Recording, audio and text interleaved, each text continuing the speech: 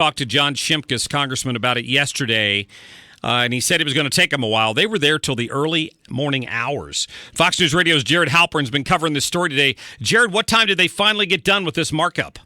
Well, one committee's done. The other one's still going. Oh, wow. Energy and Commerce hasn't stopped. They've been going, 27 or so hours now. Holy cow. Have any changes come to the original bill that we know of?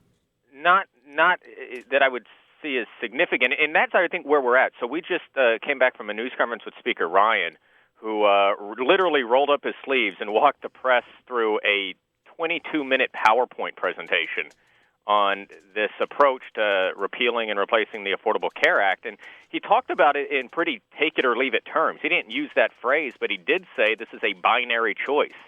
This is the closest we will ever come to repealing and replacing Obamacare, and talked about how through the reconciliation rules, the way that this bill is structured, it is open really only to minor sort of modifications, not wholesale changes that some in the conservative movement are demanding. That stuff will have to be done in phases 2 and 3, which would include some things that the administration can do on its own, and then separate legislation. Now, the caveat with the separate legislation is more than likely that won't be through reconciliation, which means it'll be standard legislation that would be subject to a filibuster in the United States Senate.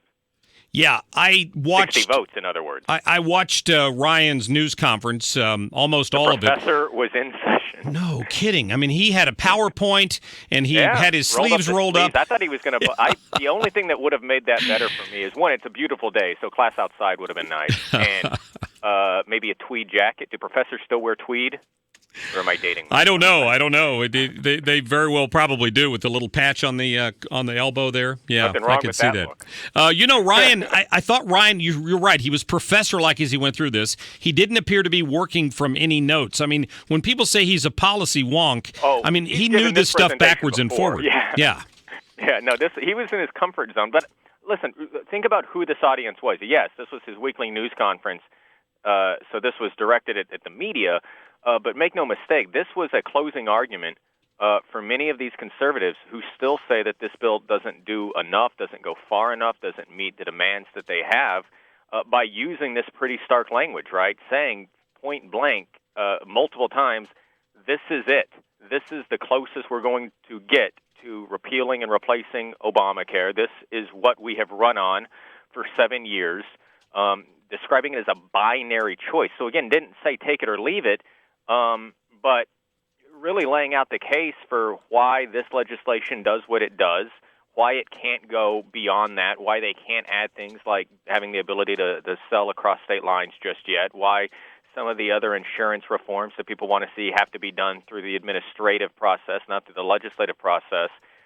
We will see if that is enough, because right now it seems like the thing that is most perilous for this legislation is not the Democratic opposition, which you knew was going to be pretty much unanimous, but whether or not they have enough support in their own conference. On the House side, Republicans can afford fewer than 24 defections. It's even tighter, obviously, in the Senate with a 52-48 majority, and you have folks like Senator Tom Cotton, who says that we need to start over. This could make the process worse. You have Senator Rand Paul, who has said this is we should just do straight repeal and then come together on replacement. And you have, by the way, more moderate senators in states that expanded Medicaid that have serious concerns about what this does to Medicaid spending. Right, because it does control it to some extent. I wondered if you'd gotten a sense from the Senate side. Ted Cruz said in its current configuration, this bill will not get through the Senate. And I got the impression from Ryan today that reconciliation does not provide a method for considerable changes.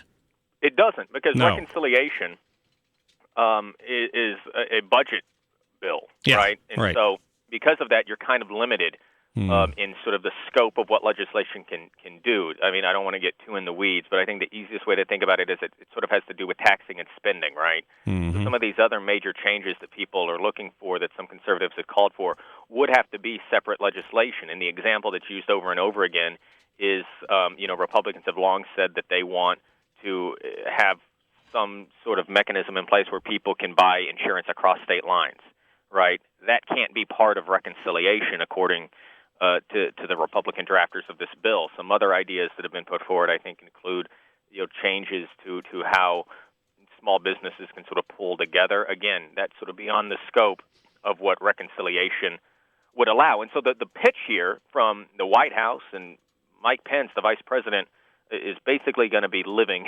on the Hill, I think, for until this sort of comes to a conclusion, is that this bill is step one of three in really trying to lean and press upon these skeptical Republicans and conservatives that there is more to come. Of course, the question is, how can you guarantee some of that if legislatively it's not filibuster-proof? Right. Yeah, that's a great point. Jared Halpern, great job as always. I appreciate your time. And we'll see if the Energy and Commerce Committee gets a break soon. Yeah, no kidding. All right, Jared, thank you. Take care, guys. All right, Jared Halpern from Fox News Radio with a great job there kind of breaking that down. You did hear that bite from Ryan earlier. It's exactly what Jared was talking about. Are we potted up here? This is the closest we will ever get to repealing and replacing Obamacare.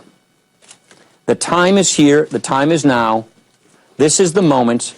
And this is the closest this will ever happen. Brooke, thanks for holding on the line. You're on the radio. Yes, I just want to say that there's going to be a permanent Cadillac tax